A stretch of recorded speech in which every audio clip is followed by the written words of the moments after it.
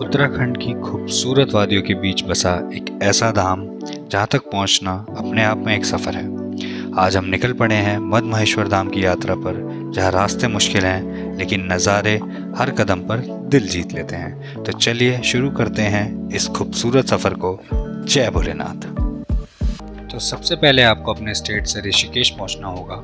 हम दिल्ली से ऋषिकेश ओवरनाइट बस से आए थे, जिसका फेयर अराउंड 600 से 700 पर पर्सन था।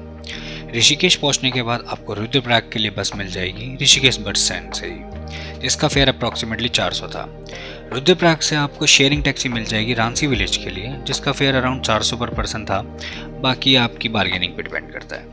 और बस रांसी विलेज पहुंचते ही आपकी मद महेश्वर ट्रैक की जर्नी ऑफिशियल स्टार्ट हो जाती है।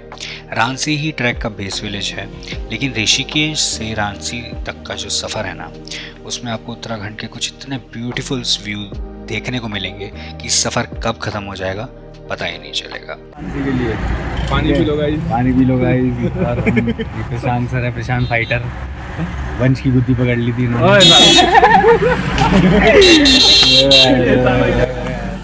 तो ये था हमारा रूम, जो हमें काफ़ी मुश्किल से लास्ट मोमेंट पर मिला था, क्योंकि उस टाइम काफ़ी ज़्यादा भीड़ हो गई थी। इस रूम का टोटल फेयर अराउंड 2500 पड़ा, और 4 लोगों के हिसाब से देखा जाए तो डील काफ़ी अच्छी थी। इसमें हमें एक टाइम की चाय और रात का डिनर भी इंक्लूडेड था। और रांसी के व्यूज़ की तो क्या ही बात करूं, चारों तरफ पहाड़, ग्रीनरी और इतना पीसफुल एनवायरनमेंट कि बस मन करता है वहीं रुक जाओ। तो रांसी में आने के बाद आपके पास बेसिकली 2 ऑप्शन होते हैं। या तो आप यहीं स्टे करके थोड़ा एक्लेमेटाइज करें, आसपास की जगह एक्सप्लोर करें और अगले दिन ट्रैक स्टार्ट करें, या फिर यहीं से गोंडार तक ट्रैक शुरू करके वहाँ स्टे कर सकते हैं। हमने पहला ऑप्शन चूज़ किया। हम रांसी में ही रुके, थोड़ा रेस्ट किया और आसपास एक्सप्लोर करने निकल गए। और रांसी की ग्रीनरी और यहाँ का एनवायरनमेंट सच में जितना देखो उतना कम है। चारों तरफ पहाड़ से घिरी हरी भरी वैलीज, ठंडी हवा और इतना पीसफुल एटमॉस्फेयर कि सिटी लाइफ से बिल्कुल अलग ही दुनिया लगती है। यहाँ रांसी में एक बहुत ही प्रसिद्ध मंदिर है, राकेश्वरी टेम्पल। लोकल बिलीफ के अकॉर्डिंग मद महेश्वर की यात्रा पर जाने से पहले यहाँ दर्शन करना बहुत शुभ माना जाता है, और कहा जाता है कि इसके बाद ही यात्रा पूरी मानी जाती है। तो हमने भी सबसे पहले राकेश्वरी माता के दर्शन किए, और सच बताऊँ यहाँ आकर जो सुकून और शांति मिलती है ना, वो वर्ड्स में एक्सप्लेन करना मुश्किल है। चारों तरफ पहाड़ों की ग्रीनरी, ठंडी हवा और मंदिर का पीसफुल एटमॉस्फेयर, ऐसा लगता है जैसे कुछ देर के लिए दुनिया की सारी टेंशन से दूर आ गए हो। तो यहाँ उसी दिन लाइट का भी इशू हो गया था, और इतने ज़्यादा ट्रैवलर्स आ गए थे कि पानी की रिक्वायरमेंट भी प्रॉपर्ली पूरी नहीं हो पा रही थी। लेकिन यहाँ के गांव के लोगों ने मिलकर जिस तरह सिचुएशन को मैनेज किया, वो देखने लायक था। सब लोग मिलकर ट्रैवलर्स की ज़रूरतों का ध्यान रख रहे थे, और लिमिटेड रिसोर्स में भी सबके लिए अरेंजमेंट कर रहे थे। फिर हम सब ने मिलकर यहाँ का सिंपल और स्वादिष्ट खाना खाया। सफ़र की थकान के बाद ये सिंपल सा घर का खाना भी बहुत स्पेशल लग रहा था। सुबह के बज रहे हैं देखो 5, ठीक है। मद महेश्वर ट्रैक चालू कर रहे हैं। प्रशांत सर, सूर्यान सर, ठीक है। पूरा हाउस द जोश। हाय गाइस, ऊपर एकोमोडेशन नहीं है, इतनी भीड़ हो गई है इस बार। तो हमें क्या करना, हो सकता है कि हमें कुछ ना मिले और हम सेम रात को वापस आए, ठीक है। तो 16 किलोमीटर नीचे, ठीक है, वहाँ होगी मुश्किल। और हमारे साथ अंकल जी, हेलो कर दो अंकल। हाँ, इन्होंने हमें होटल दिया है, पता है, एंड वक्त पे, जब यहाँ कुछ नहीं था। Thank you uncle. ठीक है। और रेडी एवरीथिंग, ठीक है। तो मद महेश्वर तो हर हर मारे, चलिए। तो यहाँ से हमारा मद महेश्वर ट्रैक ऑफिशियली स्टार्ट होता है। अगर आप भी ये ट्रैक प्लान कर रहे हैं तो अपनी ज़रूरत का बेसिक सामान पहले से ही कैरी करके चलें, क्योंकि ट्रैक के आगे ऑप्शंस लिमिटेड मिलते हैं और महंगे भी हो जाते हैं।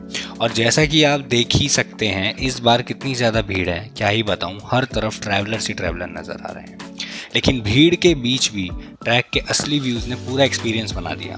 हरी भरी माउंटेन्स, घने जंगल, पहाड़ों से गिरते हुए वाटरफॉल्स और ठंडी हवा, हर कुछ स्टेप्स के बाद एक नया व्यू देखने को मिल रहा था।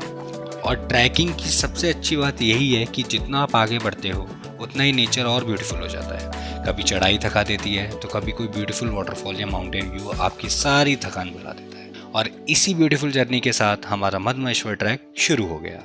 तो आगे बढ़ते हुए सबसे पहले आता है धरणीदार मंदिर। यहाँ रुककर आप ज़रूर दर्शन करें और माता रानी का आशीर्वाद लेकर आगे बढ़ें।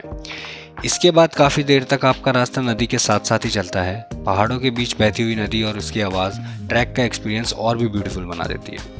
और इसी रास्ते को फॉलो करते हुए हम पहुंचते हैं गोंडार।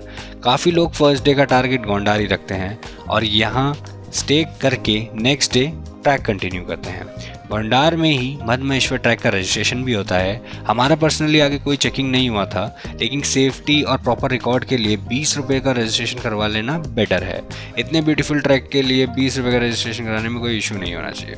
लेकिन गोंडार से आगे बढ़ते ही एक बहुत ही खूबसूरत स्पॉट आता है जहाँ आपको नदी या छोटे वाटरफॉल को क्रॉस करना पड़ता है। ये जगह फ़ोटोज़ के लिए एकदम परफेक्ट है, तो यहाँ थोड़ा रुकना तो बनता है। लेकिन ध्यान रहे, गोंडार के बाद ट्रैक का असली चैलेंज शुरू होता है। आगे का रास्ता और ज़्यादा स्टीप और चैलेंजिंग होने वाला है, तो अब आपको प्रॉपर बी प्रिपेयर्ड रहना पड़ेगा। अपडेट गाइस, 9 किलोमीटर और है। कैसा लग रहा है सर? बहुत बढ़िया। 9 किलोमीटर और है। हाँ, कर लेंगे बिल्कुल। इतनी भीड़ मैंने आज तक नहीं देखी भाई, इतनी किसी भी व्लॉग में इतनी भीड़ नहीं देखी। और ऊपर भी मेरे को लग रहा है दर्शन में बहुत मुश्किल होने वाले हैं और सांस बहुत फूल रही है। क्यों हैं? एक तो व्लॉग करते बोलते हुए भी चलोगे ना तो और थकान होती है, समझ रहे हो ना?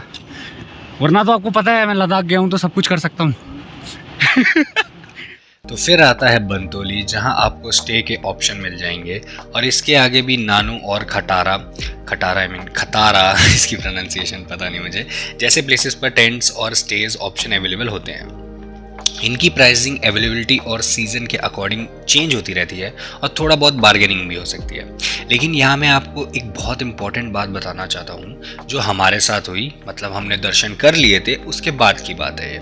हमें ऊपर मधमहेश्वर में एकोमोडेशन नहीं मिल पाई और सिर्फ हमें ही नहीं, 200 से भी ज़्यादा लोगों को एकोमोडेशन की प्रॉब्लम फेस करनी पड़ी, क्योंकि उस टाइम बहुत ज़्यादा क्राउड आ गया था। जिन्होंने पहले से बुकिंग नहीं कराई थी उनमें से कई लोगों को जगह नहीं मिली, कुछ लोगों को एडजस्ट करके रहना पड़ा और कुछ को एक्स्ट्रा पैसे देके एकोमोडेशन लेनी पड़ी। जो टेंट वाले थे उन्होंने भी अपने पर्सनल टेंट्स में काफ़ी लोगों को एडजस्ट किया, लेकिन हमें दर्शन के बाद वापस नीचे आना पड़ा क्योंकि हमें भी एकोमोडेशन नहीं मिल रही थी बट वो एक ठीक जगह नहीं थी। I was not comfortable there. Okay, so हमें नीचे ही वापस जाना पड़ा और रात में वापस आना काफ़ी डिफ़िकल्ट हो सकता है क्योंकि अंधेरे में कभी कभी रास्ता समझना मुश्किल हो जाता है और पहाड़ों में वाइल्ड एनिमल्स का भी रिस्क होता है। इसलिए मेरी पर्सनल एडवाइस है कि अगर आप मधमहेश्वर आ रहे हैं तो अकोमोडेशन पहले से ही बुक करके आएँ, क्योंकि आपको नहीं पता आपके टाइम पर कितने लोग वहाँ पहुँचने वाले हैं। थोड़ी सी प्लानिंग आपको ट्रैक के एंड में बहुत सारी अननेसेसरी प्रॉब्लम से बचा सकती है। ये चीज़ थोड़ी मत देती यार, बट मुझे कोई फ्लैट नहीं मिला है। सब देखो सीधी सीधी चढ़ाई है, यहाँ से नीचे जाना है, वहाँ से ऊपर जाना है और ऐसे बीच बीच में तुम्हें जगह दिखती रहेंगी, वहाँ तुम रेस्ट भी कर सकते हो। गॉड, बहुत और वाई व्यूज़। ये देखो, अभी कौन से पर्वत है मुझे पता नहीं बट बहुत सुंदर लग रहा है जो भी है। ये देखो, मेरी हालत में अगर दिखाऊँ तुम्हें, ये देखो भाई थकान हो गई है पूरी। करते हैं आगे, देखते हैं ऊपर। मेरे साथ के तो पता नहीं कहाँ ही चले गए, मुझे दिख भी नहीं रहे। फिर क्या, इन प्यारे नज़ारों, पहाड़ों के बीच मिलने वाले इन मासूम जानवरों, थोड़ी सी थकान और धीरे धीरे चलते हुए आखिरकार मैं पहुंच ही गया मधमहेश्वर। रास्ते मुश्किल थे पर हौसला कम नहीं था। हर कदम पर पहाड़ों का एक नया मंजर था। थकान तो थी पर दिल में बस एक ही आस थी, मधमहेश्वर के दर्शन की दिल में एक प्यास थी। और मैं सच कह रहा हूँ, ऊपर पहुँचते ही मेरी सारी थकान जैसे हवा हो गई। ना भूख लगी ना किसी और चीज़ का ख्याल, बस मन में एक ही बात थी, बाबा के दर्शन करने हैं। इतनी दूर चलने के बाद जब सामने मधमहेश्वर मंदिर दिखा तो वो मोमेंट सच में वर्ड से परे था। लेकिन जब मैं वहाँ पहुँचा तब तक कपाट बंद हो चुके थे। सच कहूँ तो थोड़ा उदास हो गया था क्योंकि लगा अब शाम तक इंतज़ार करना पड़ेगा। वहाँ काफ़ी लोग पहले से ही बैठे हुए थे, सब बस इसी इंतज़ार में थे कि जैसे ही कपाट खुले बाबा के दर्शन हो जाएंगे। मैंने भी सोचा कि थोड़ा दूर बैठकर अपने दोस्तों का वेट कर लेता हूँ, लेकिन शायद बाबा की कृपा कुछ और ही थी। जैसे ही मैं वहाँ से जाने लगा, अचानक कपाट खुल गए और फिर मुझे मिले वो दर्शन जिनका मैं इतनी देर से, इतनी बेसब्री से इंतज़ार कर रहा था। उस वक्त जो सुकून मिला ना, उसे शायद वर्ड्स में बयां करना मुश्किल है। लग रहा था जैसे इतनी दूर की सारी थकान और सारी मुश्किलें एक ही पल के लिए थी यार। बूढ़ा मदमहेश्वर की तरफ यार मैं चल दिया, मेरे साथ कोई नहीं आया मेरा दोस्त। क्या ब्यूटी है, क्या ब्यूटी है।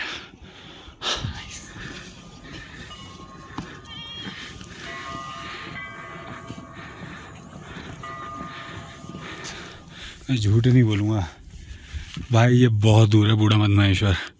ऐसे ही बोल रहे हैं 1-1.5 किलोमीटर है। ये ऊपर चढ़ता चढ़ता देखो अभी भी ख़त्म नहीं हुआ है। एंड मैं वो सोलर वाला पार कर चुका हूँ ऑलरेडी, उसके आगे भी 400 मीटर आ चुका हूँ। आई थिंक जहाँ वो लोग हैं वहाँ पे है वो पूरा एग्जॉस्ट हो चुके हैं भाई। एक्चुअली मैं अकेले ही आया हूँ, मेरे साथ वाले आए नहीं, थोड़ा थक गए थे। बट वो देखो झंडा दिख रहा है, चलो यार चलते हैं यार। ताल वाल सब सूख गए यार, यहाँ तो कुछ नहीं मिलेगा।